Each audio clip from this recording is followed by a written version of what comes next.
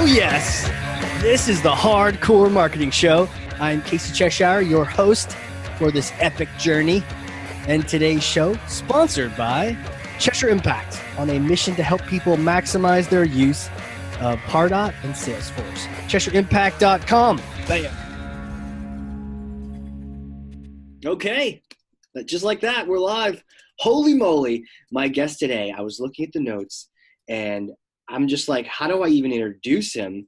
He is all of the things: entrepreneur, sales and marketing thought leader.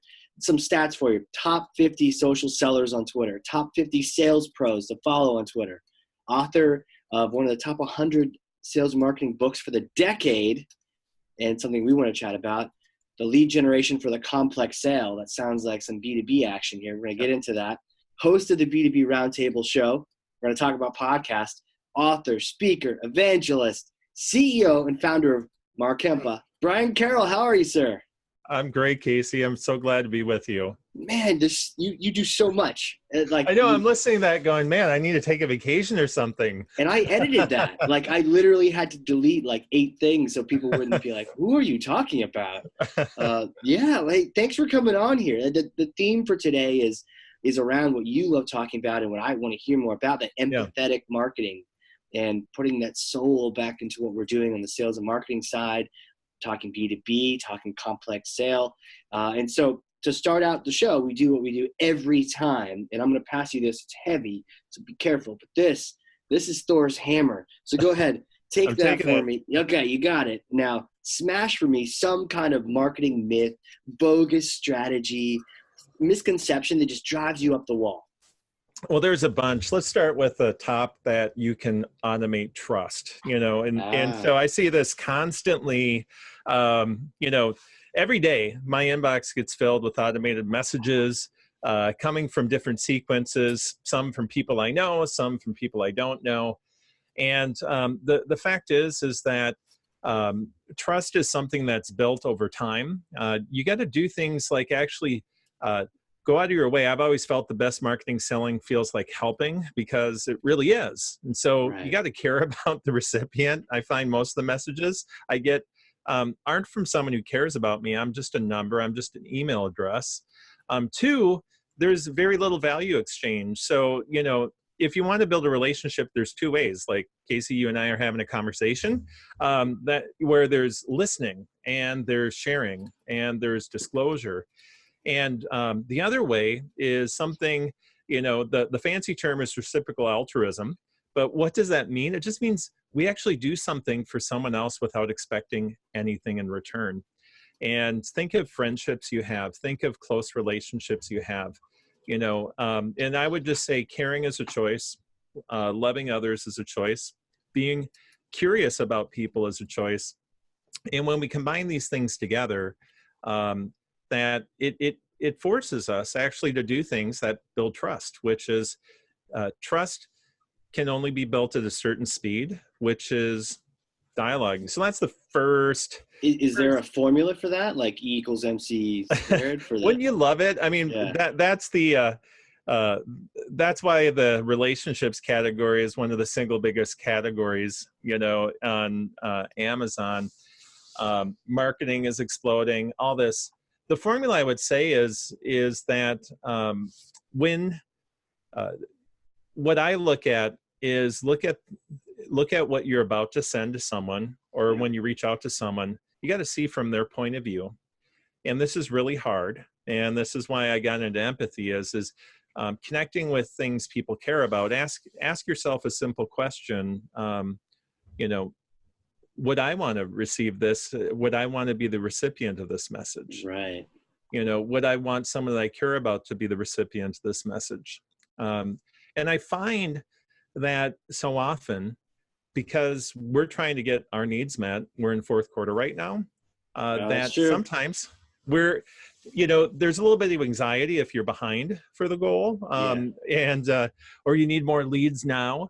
And so the pressure that puts on us, cortisol helps us focus. but it Okay. also can have a negative effect, which is that that focus can cause us to try to get our needs met at the expense of someone else's. Ah, And got it. so what I'm saying is when you're in fight or flight mode, and you don't know it, you just feel that either sweatiness of your palm or that bit of anxiety or whatever you're feeling inside your body.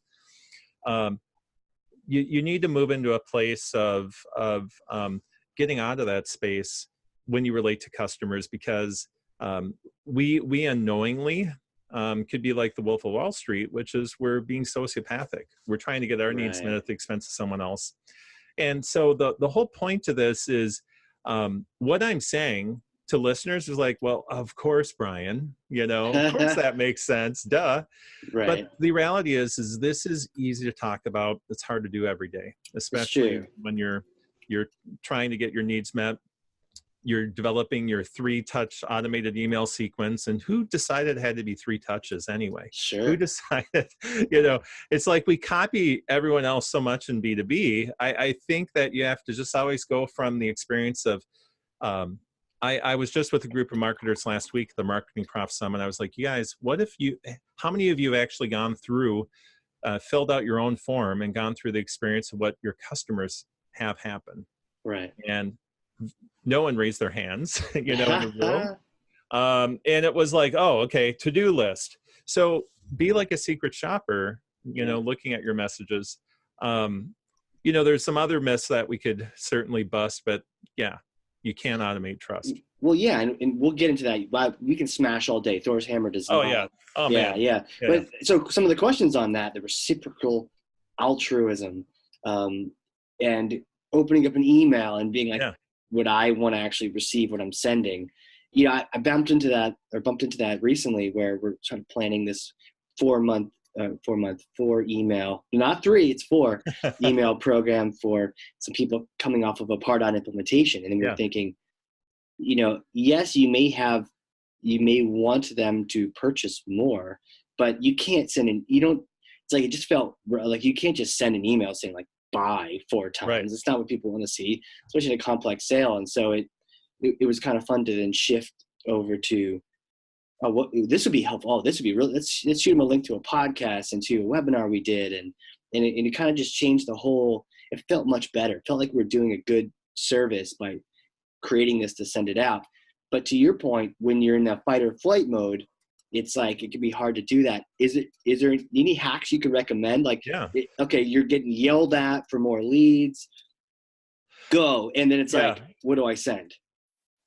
Some part of, as much as we focus on the external game, we think marketing and selling is all about the things we do in terms of connecting when we speak to customers, when we email customers, when they visit our website, when we do Sure. these things.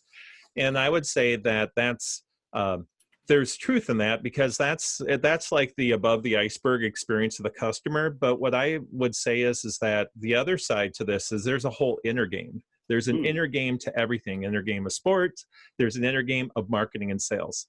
And so for me to be an effective marketer and to actually do my work of empathy, literally, I find that getting to a place of feeling emotionally calm or caring for others means, here's one thing I'm going to share with your listeners right now. A group of scientists made a discovery, for example, that if you want to improve your ability to empathize and see from another's experience, becoming aware. So for those of you who can't see the video, I'm putting my hand on my chest right now, right where my heart is.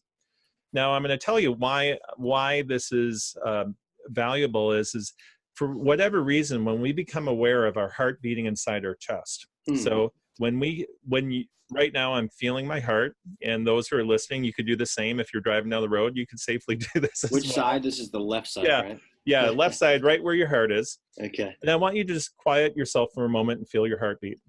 And once you can feel it inside your chest, I want you to remove your hand from your chest, and I want you to stay present and see if you can still feel that heartbeat.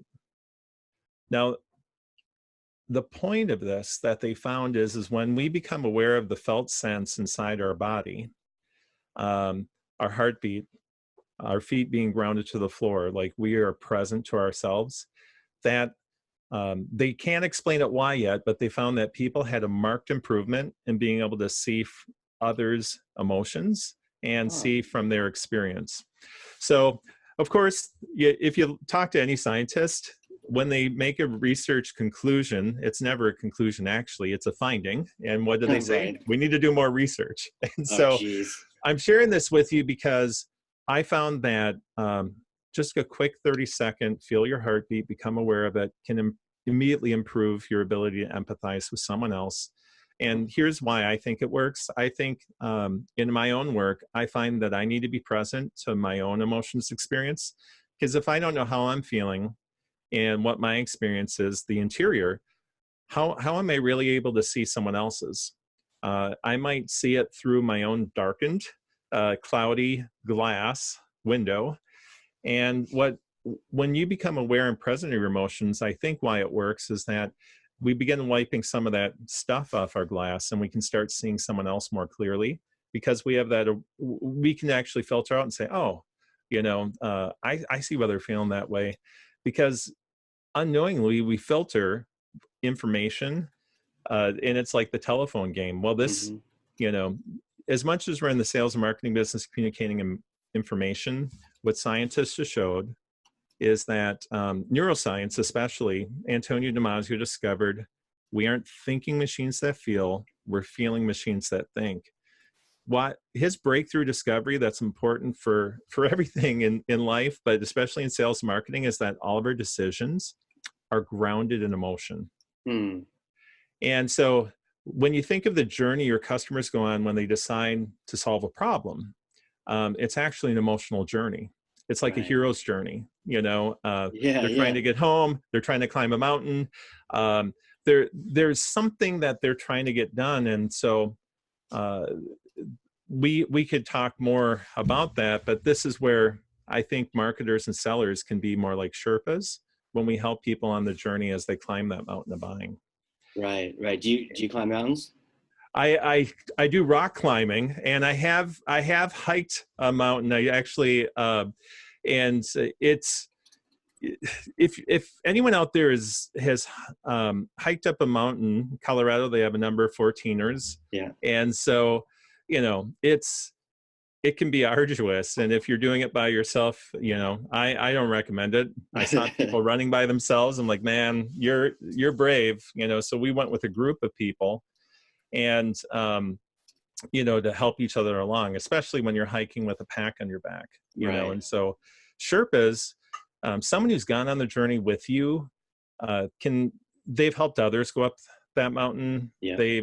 And especially if you have a complex buying or complex sale, they're trying to get multiple people to climb with them. Some Right. don't even want to, some want to go different paths. And That's so true. what do Sherpas do? They can't climb for the climber, but we can provide guidance, we can provide help, we can help carry the load. Yeah. And so that's what I find, when I come to these hacks, I find that it's, having awareness of Yeah. yourself, realizing the other thing I would say is just, you got to use some tools to overcome. A study was done to marketers, found 480 marketers tried to use empathy to predict what offers would work for customers. Yep. And, Casey, when I read it, I thought, well, for sure, the marketer is going to do better.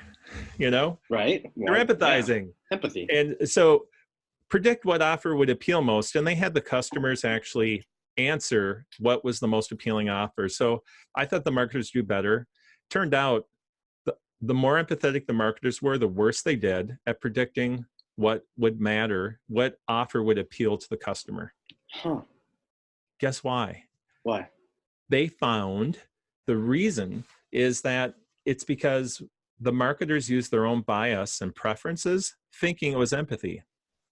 So if I'm the customer, what would appeal to me? If I were the customer, and they completely missed it. The other ironic thing is that they had data given to them that would have helped.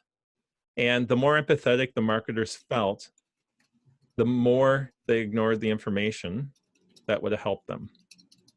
Huh.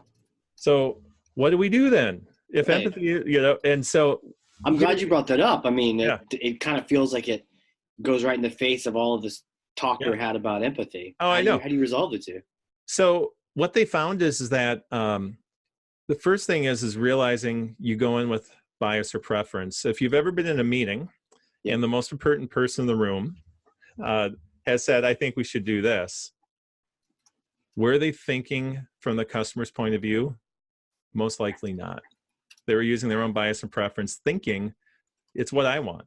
I think I know what the customer needs. And so you have to overcome your bias. And the Right. only way to do that is to be the customer. So there's a series of tools that I've been adopting and using Okay. to actually be the customer, so that you can overcome that bias. So there's, if everyone said, oh, well, Brian's just going to talk about empathy, if that's where we stopped, we wouldn't have helped you at all. Right. We would have gotten worse, It actually. would have been worse. So anyone that listened to like the first 10 minutes and then like didn't carry on, I don't know. I know. So all of you who are rewarded, we could even edit that in. But the point is that there's tools and we can go through those as well, from empathy mapping, which is a form of human centered design and design. Yeah. Okay, let's talk about empathy mapping. Yeah.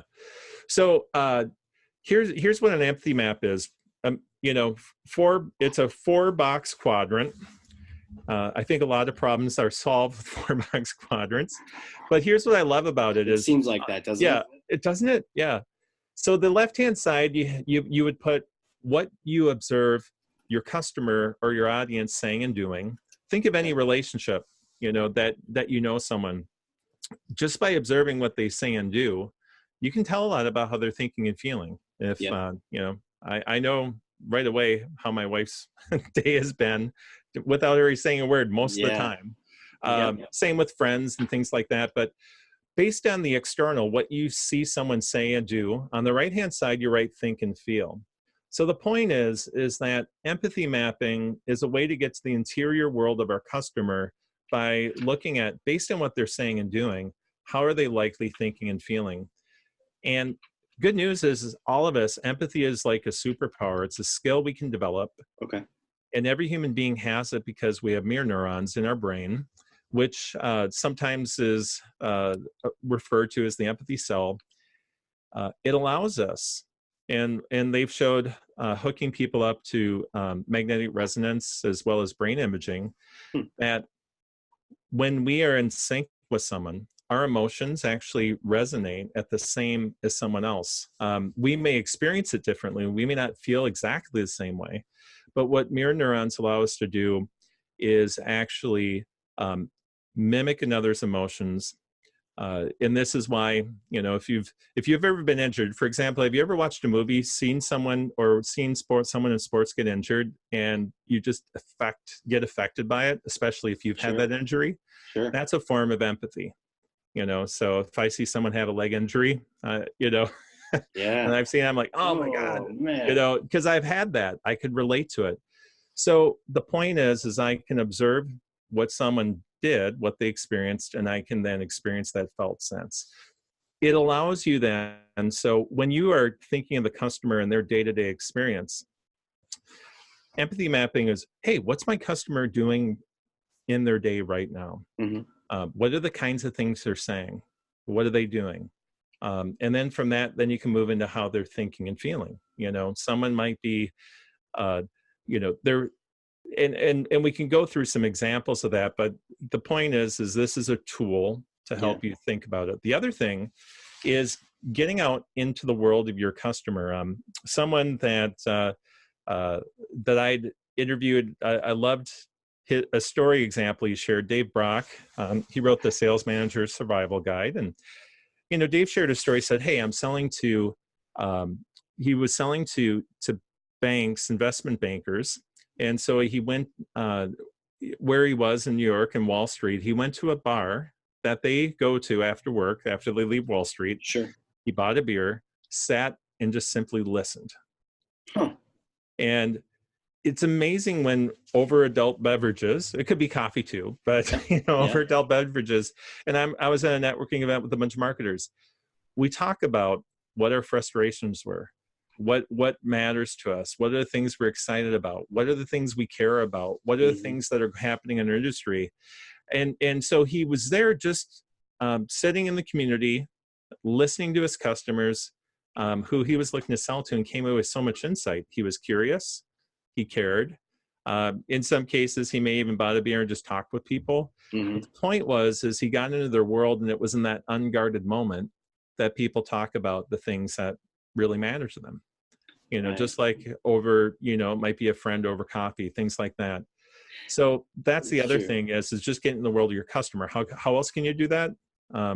Some of the people listening are marketers. I find so many marketers don't actually get out in the field and spend enough time with the customers. They don't get out of the building enough. So go on sales calls with your sales team. The other thing I found is if you really want to understand the motivation of your customer, you can also just listen to, if you have business development reps or sales development reps.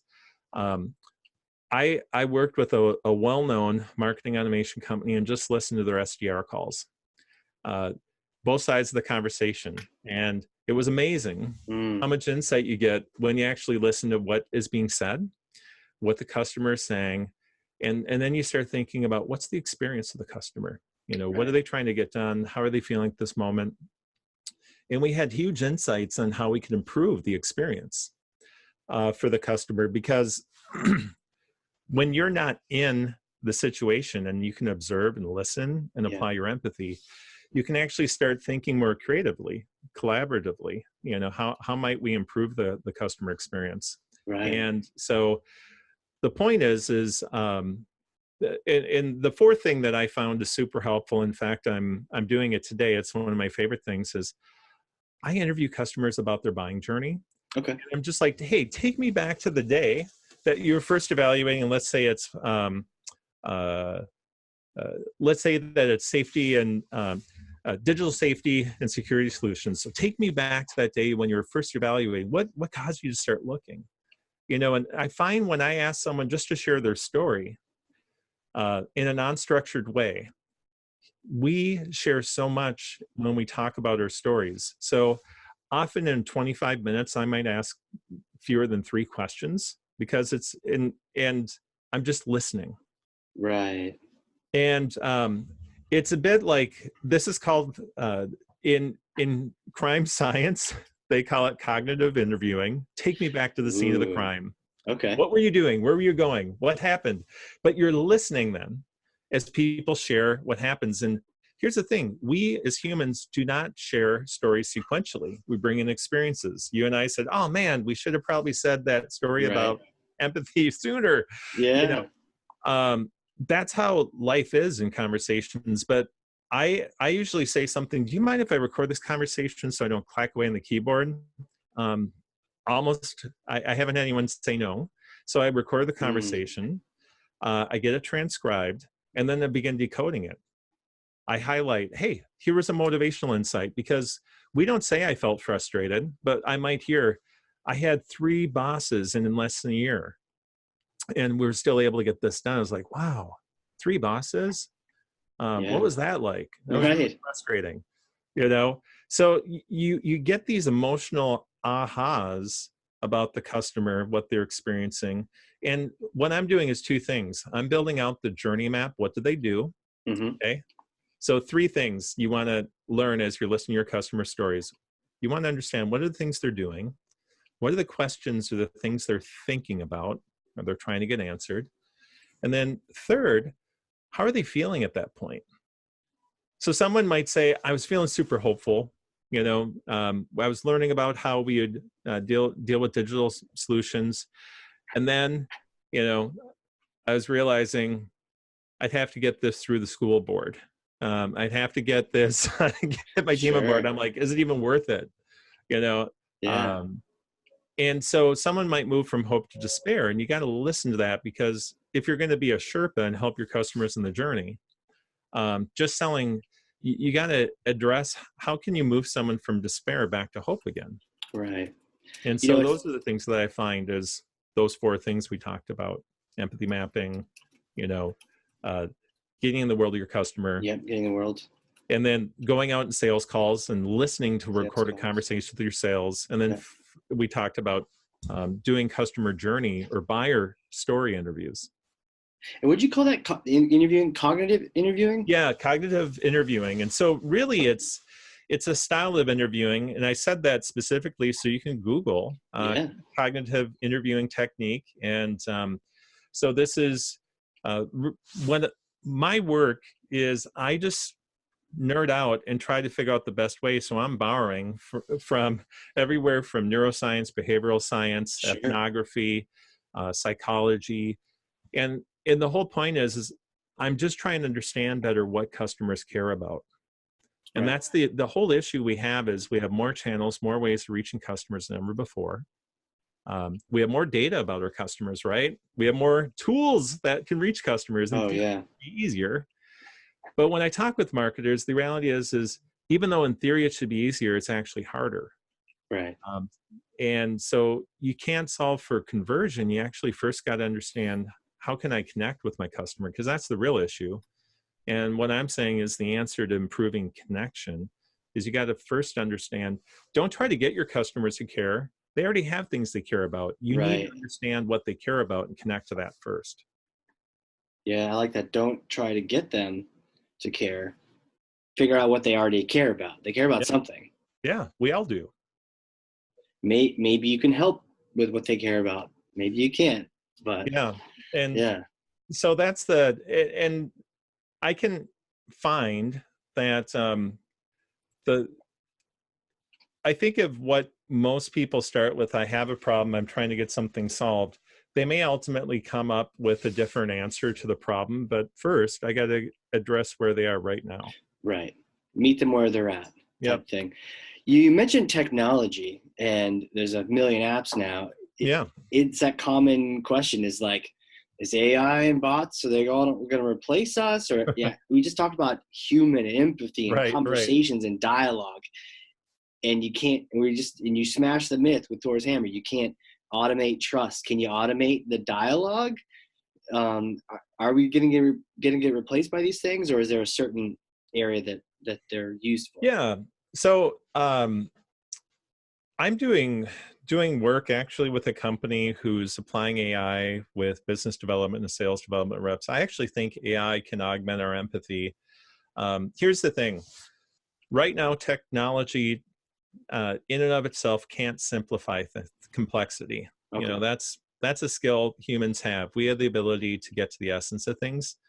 Technology only complicates things, you know. Interesting. So, Yeah. so that's one thing I found. The other thing is that so there's that simplification. The other side is context, and I find that context until we have AI or bots actually feeling the human experience, they actually aren't going to know the best way to contextualize things. This is where, you know, and there's a number of notable examples of companies who've used technology in a way that didn't, that it went too far. Yeah. And that didn't provide context. So you have some horror stories? Well, I mean, I could think of, you know, the notable example just in the retail space. One jumped to mind. I thought of Target. You know, a father finding out his daughter was pregnant because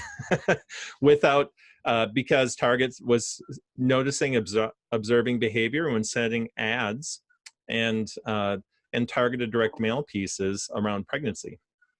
And oh, wow. it was because they observed there are certain things customers do and buy that actually denote a pregnancy. And so congratulations. I know. Yeah, it was a horror story. You know, and so there's things that we need to think about in terms of how we use it. So Target actually needed to change how their deep learning and the way that their algorithm worked to program it. So all algorithms in AI is programmed by humans. Okay. You know, the way machines learn, it's really up to the developer to look at how do we responsibly use that. And the problem is we don't know.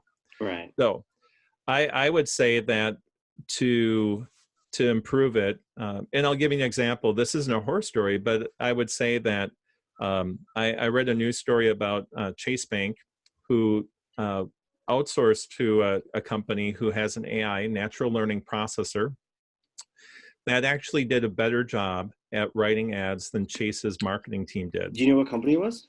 Persado. So Persado's tech actually did a better job than Chase's own team in writing. What does that say? Is it the marketers are bad or the tech is So good? here's the thing: is ironically, what's Persado's tech doing? It's getting emotional insights about the customers. It's doing the very things we're talking about, and what they're doing is, I would say, what might have happened if you had actually had tools that help you get these insights to augment your empathy as a customer, as a marketer, so that you can spend time deciding what's best for your customer, what's best for their experience, and you're spending less time having to get that initial data. Most companies have insight about their customers, and I'll say, in the case of Chase Bank, my world has always been the B2B complex sale. It's way different when you're looking to influence someone to sign up, say, for a credit card, and it's one or two people involved in the decision process versus enterprise technology where you have 25 people involved in the buying process. And all these different motivations. Too much of the decision-making happens offline. So we like to think, hey, we controlled it. We saw it all. And I would say, you can see a lot from the data, but you need to have the insight of how can I help emphasize points of agreement? How can I help that person work with their team to get, rather than sharing all kinds of different content and causes people to, in effect, each form their own opinion and decide what they want. If you want to get something done, you actually need to help a group of people decide. And that's the problem is, most sales don't happen in B2B because of you lost your competitor. The reality is most sales happen because it's too dang hard to get work and decisions done inside companies.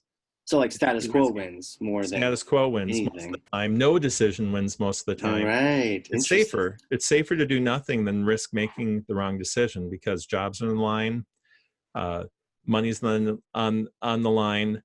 That in effect, this could impact hundreds or thousands of people depending on the size of the organization. So people's work life in terms of what they do can be on the line with some of these enterprise software purchases or enterprise solutions. So I would say that I don't see AI replacing what happens in B2B complex sales. I think it's going to augment it. Okay. And so that's what I'm excited about is fusing the human side of today. We've overcorrected too far. We've emphasized data and analytics. Yeah. And we've actually are missing the human. And so what I'm saying is you got to do both, and so we got to move from being over leveraged to balancing that teeter-totter to actually saying, these are people. That's not just an email address, that's a person. And that person's inbox is a pretty intimate thing because that's the first thing they often see when they log in the morning. They pick up their phone, they look at their email, and you're entering someone's life. What are you doing with that? Yeah. Or that's just not an IP address. That's a person. Right. So behind the numbers, it can be kind of easy to forget that there's like actually, 3,400. No, that's 3,400 actual people. Right. Yeah. So that's the thing that I find is here in B2B marketing, Forrester's been benchmarking world-class performance. And what shocks me is the difference between the best B2B marketers, and they look at lead to revenue, okay? Like how many leads convert to revenue? Average is 0.5%. Guess what world-class is, Jamie? Or Casey, guess what world-class is? What is world-class? 1.5%. Wow. Okay, so it's still terrible. World-class is 98% of leads fail to produce revenue, all right? Wow. Think about that. So I just kind of look at the big picture here is that it's not a numbers game. Yeah.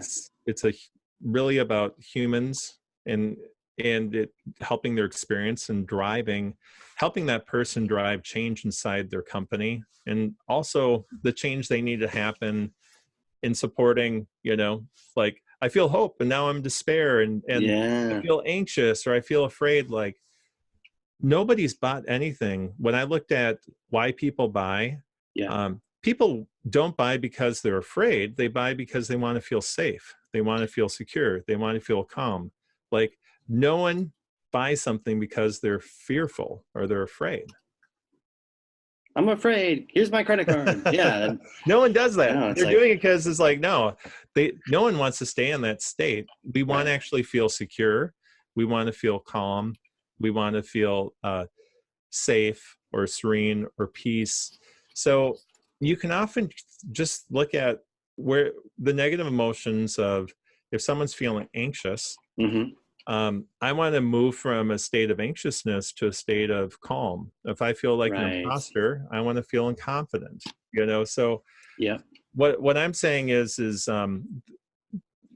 you can actually get some clues. There's a white paper, or actually an article written in Harvard Business Review to get you started, called The New Science of Customer Emotions.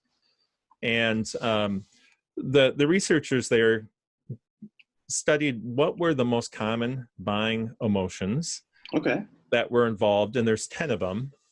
And we could certainly touch on some of those now, but the reality is that, as I said, every decision is based on emotion, so the more you can actually help people move from negative state into the before and after stories, when I'm talking about, right, that's where there's so much opportunity. What were some of those in that article? Yeah, so some of them were, for example, feeling a sense of belonging. Right. I want to feel special and different, and so that's one where another is feeling freedom to be the person I want to be.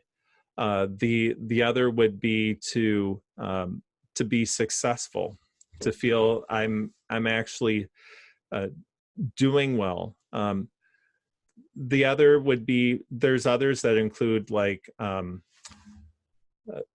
positive about the future, or in effect feeling tomorrow is going to be better than it was today.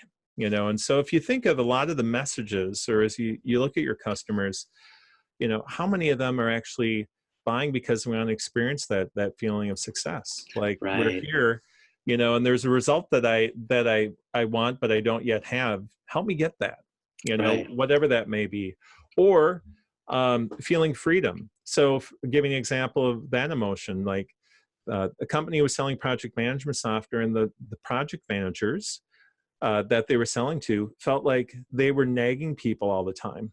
And they were in the business of creating reports, not actually managing projects, just nagging people to get the reports done. To give them freedom to actually spend less time nagging and more time actually, project management's a hard job. So that's one of the things.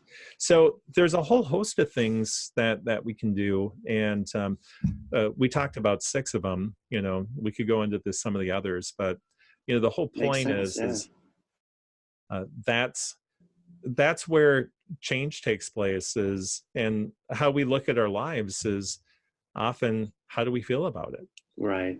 The aha I'm having here is that, we've talked to the Del Revellas, the artists, the folks over on doing the research and the buyer interviews. Amazing. And what I love that you combine here is, yes, I know we're looking for the actions that they're taking on the map.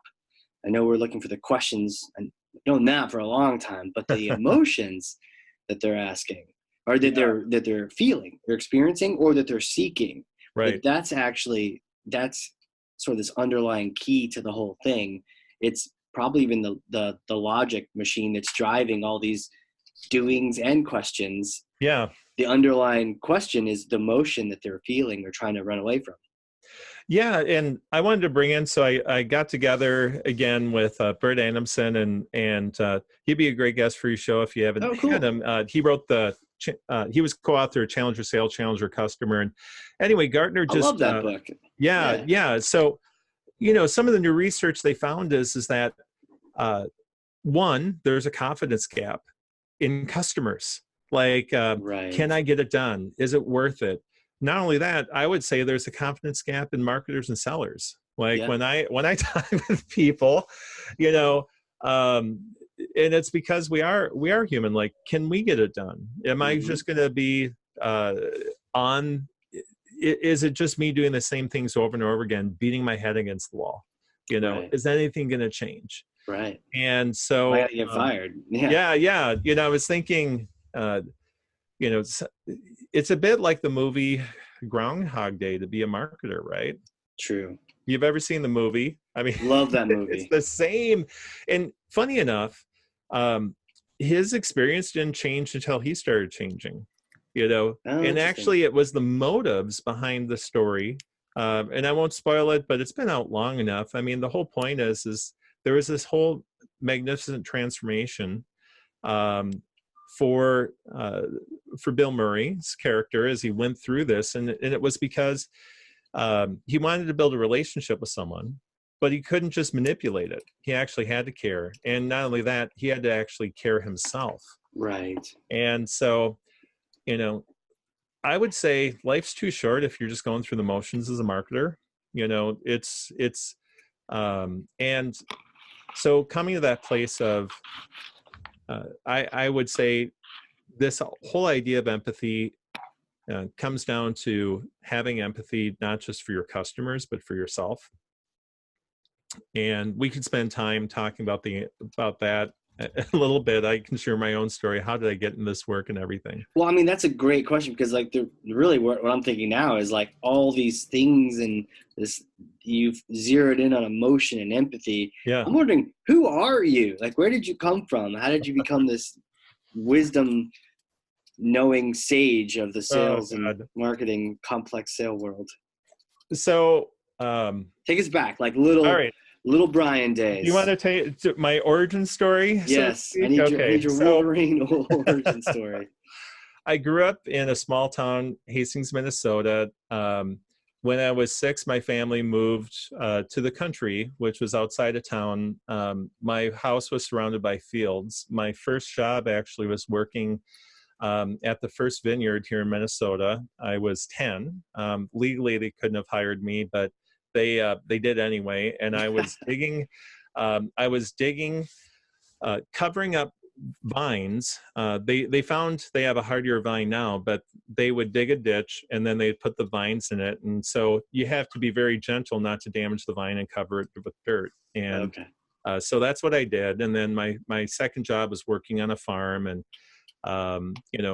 my first entrepreneurial venture was picking sunflowers from the fields, which had randomly fallen into like a cornfield, and sunflower seeds were in there. So I'd get them. My dad worked as an assistant manager at a grocery store and started selling them. So that's how I bought my first Wow. guitar, was actually by my dad just brought the sunflowers, and he had the business idea of saying, hey, it's a bird feeder, just people Yeah. would buy the head, they put it out and birds would pick out the seeds. But for me, I was like, wow, this is cool. And Yeah. I my motivation originally for business and for money is, I had a pretty idyllic childhood, but also, like a lot of people are listening, my family had been impacted by addiction. And Sure. so, some of the things that came from that is I learned, if I could go back to little Brian, Yeah. I learned that I got love for doing two things, where I got attention because my family did the best they could. Sure. But when I achieved Yeah. and did something good, I would get attention. Or if I did something bad, I would get attention. Sure. So for a lot of my life, it was extremes. Like, all right, I'm going to do something bad to get attention, or I'm going to do something good to get attention. And what this really fed inside me is performance, and Right. so Right. and we grew up in a good Catholic home, and I just remember at the heat of it, my parents fight to church, and then we'd be the perfect family at church, and so I learned how to Right. perform. And so later in life, what this meant is I learned about working hard, I learned about achieving, These are great things. They aren't terrible things No. at You know, all. I can relate. I know what you Yeah, mean. Like the but I achievements meant something. Yeah. yeah, so it forced me in a lot of ways to, I couldn't just be in school. I had to always aim for 4.0. I couldn't just be Right. in whatever I did. I always aimed to be the best, and I always aimed to be notable, and I always wanted to be seen because I wanted to be seen. I wanted Hmm. to be cared for. So Yeah.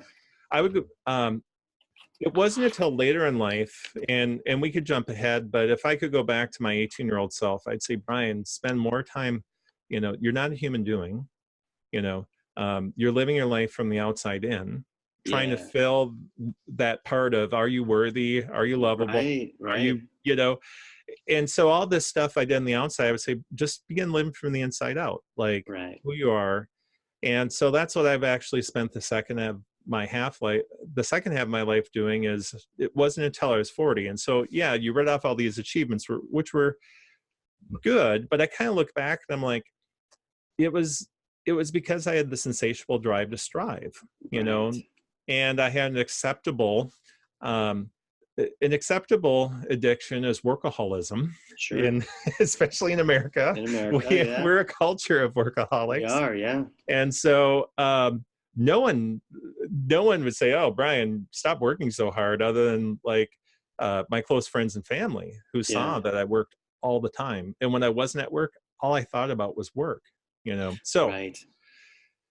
um, it Well, was, did that kind of, I mean, even the performance side of it, the fact that there are emotions underneath the surface, yeah. did So that kind of like tie into the empathy? And you're like, wait a it minute. did. So Yeah. it was later in life, ironically. So the funny thing about my work is I still go to therapy regularly Sure. because it's, to me, I view it as in the same way I go to the dentist. Like, in order for me to do my work, I actually need to keep emotionally in the game, Oh, yeah.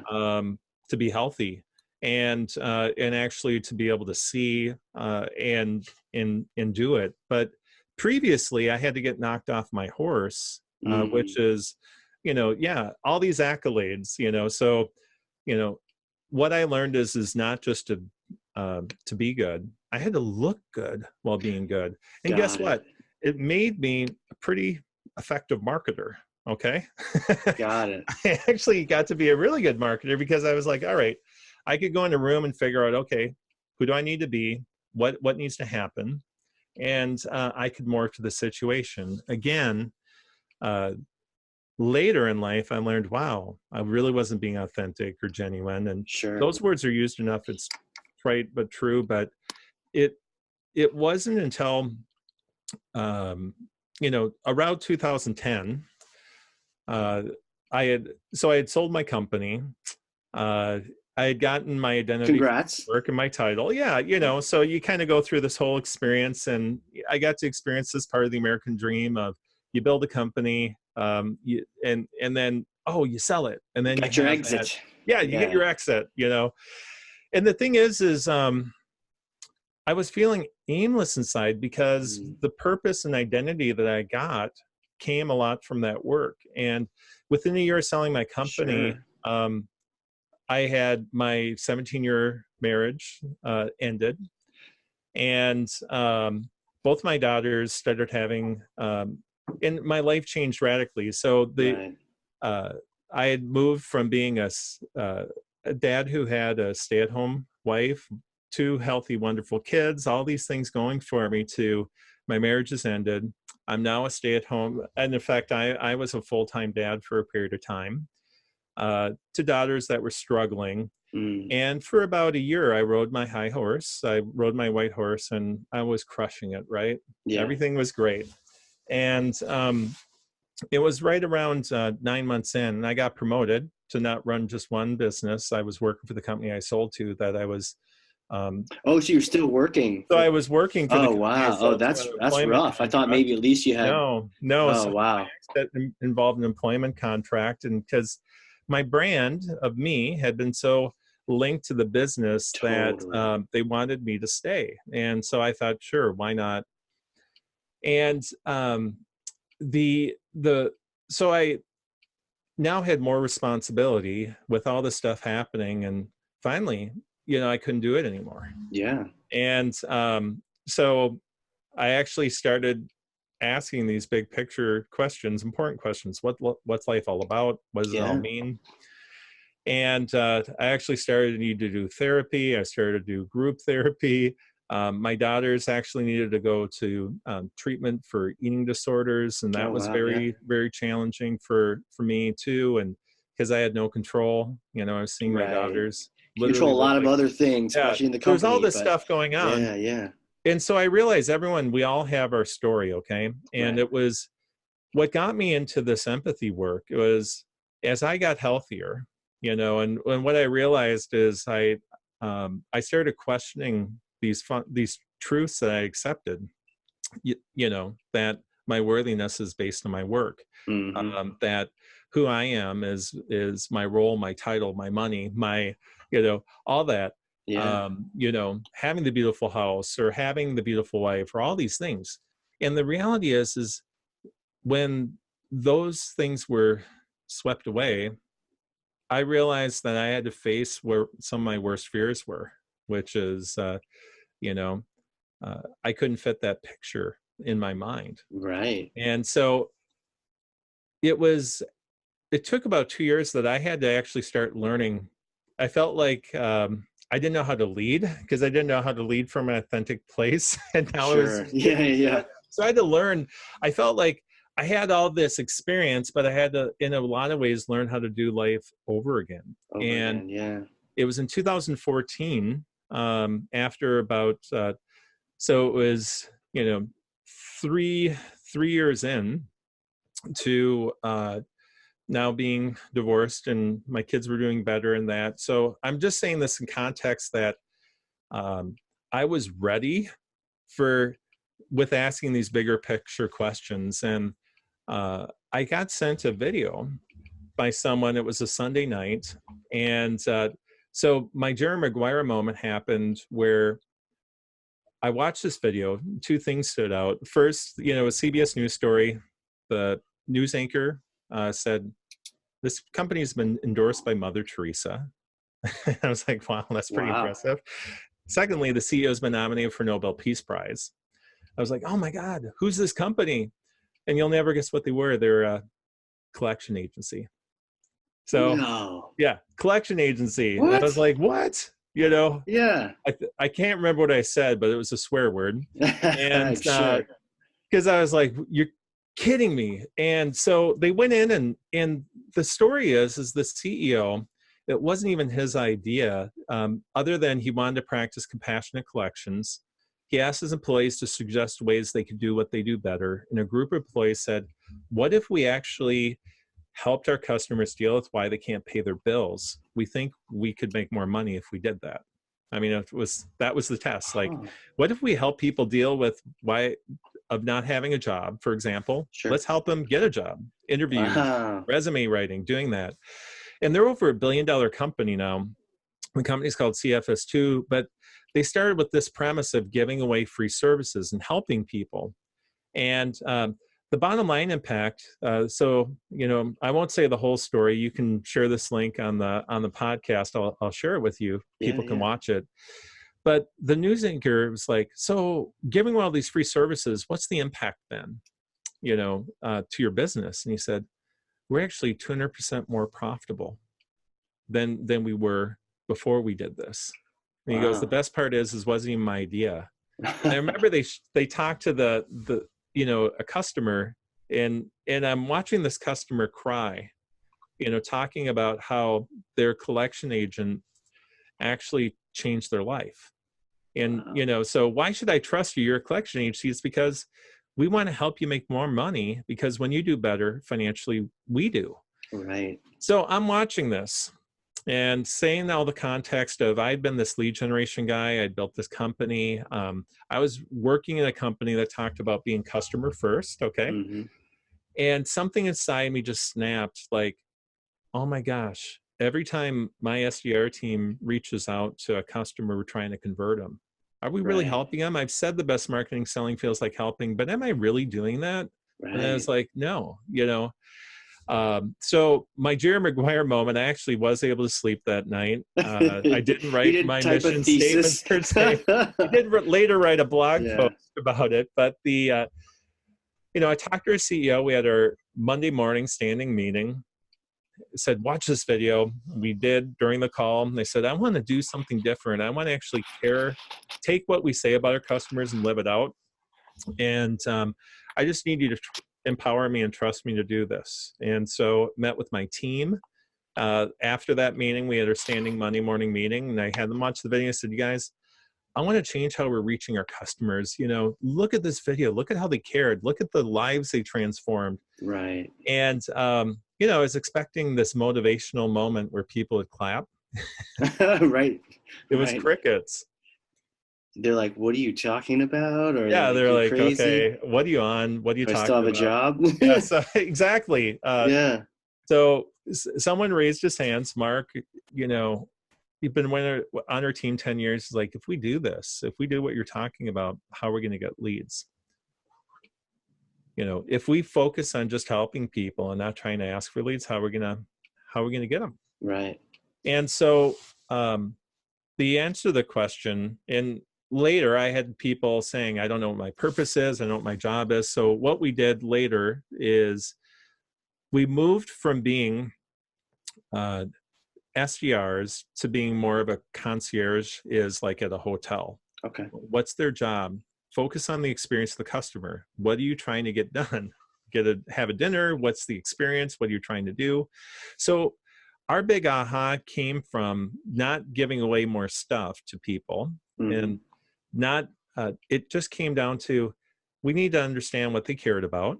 And so we'd say, hey, you attended this webinar. What were you hoping to learn? What were you trying to get done? Or what, the other question, the easiest question is, hey, what motivated you to attend the webinar?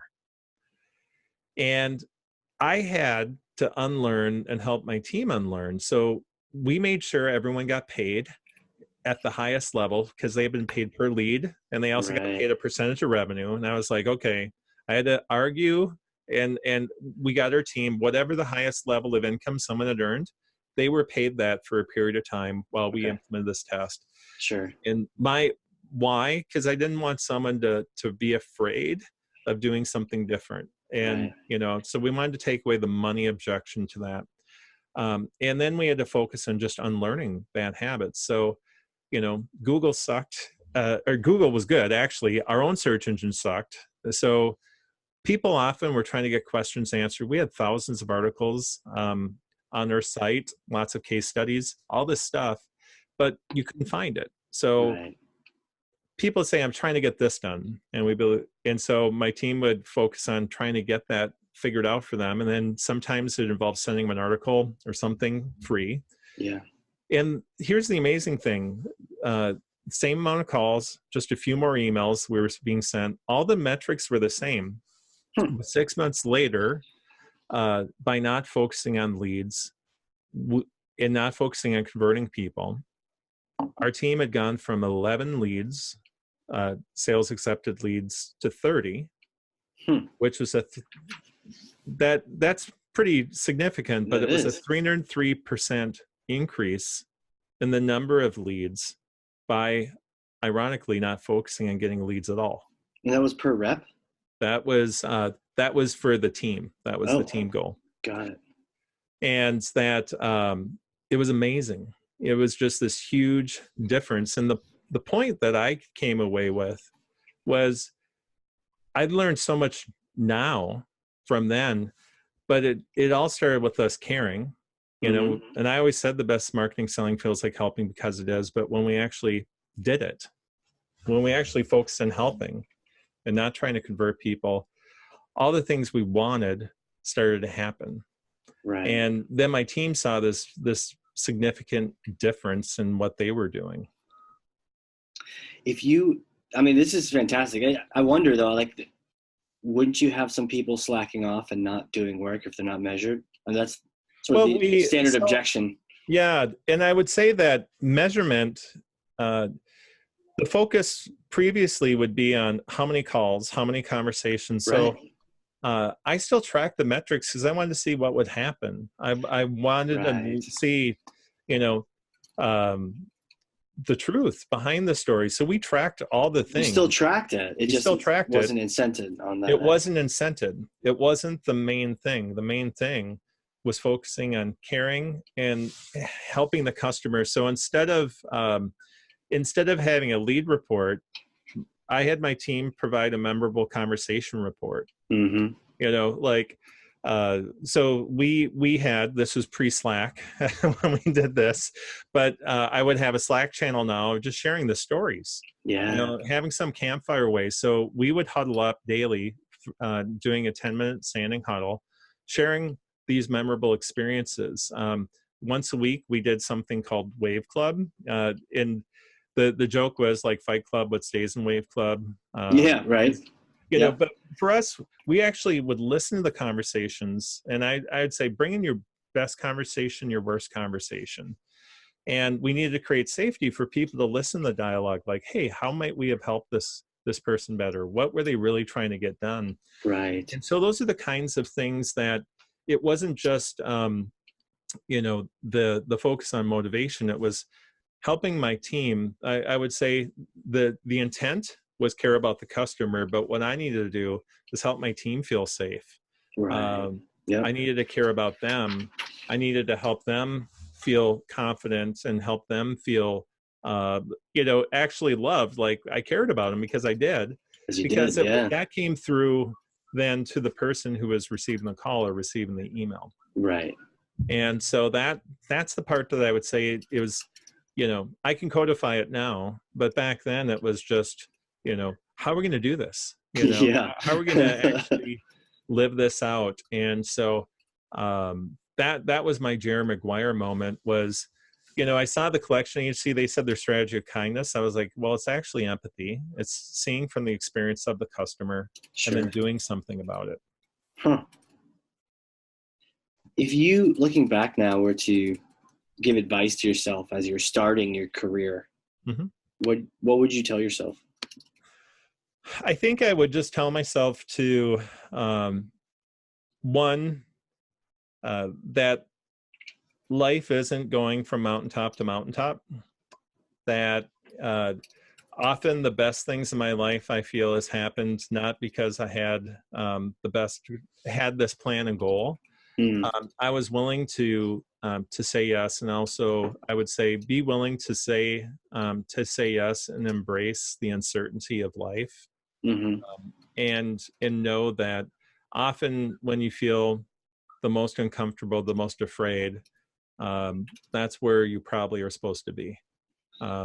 Because I find that the an empowering question, I didn't come up with it, but I heard from someone else, is what would you do if you weren't afraid?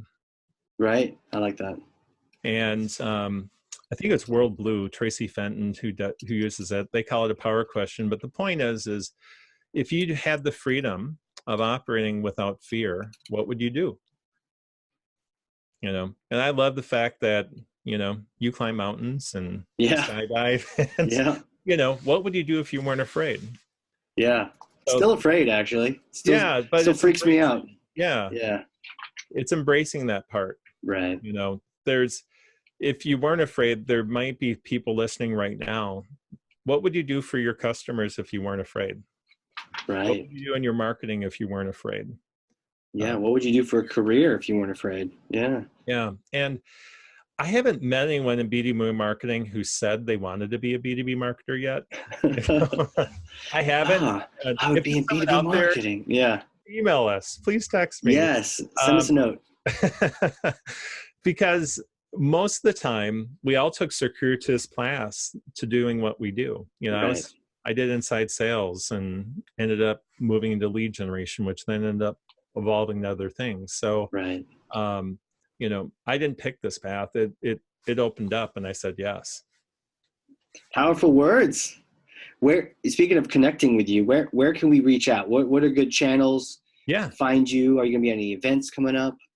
So yeah, I'm trying to remember the next event coming up, but the easiest way, find me on Mark Hempa. So that's where marketing meets empathy, Mark Hempa. I like that. And then I've got resources there. I'm planning on just doing some free webinars, training sessions. So if people want to join in, hang out for that, Nice. you can bring this stuff in your company, and then on the blog there's a lot of free resources too.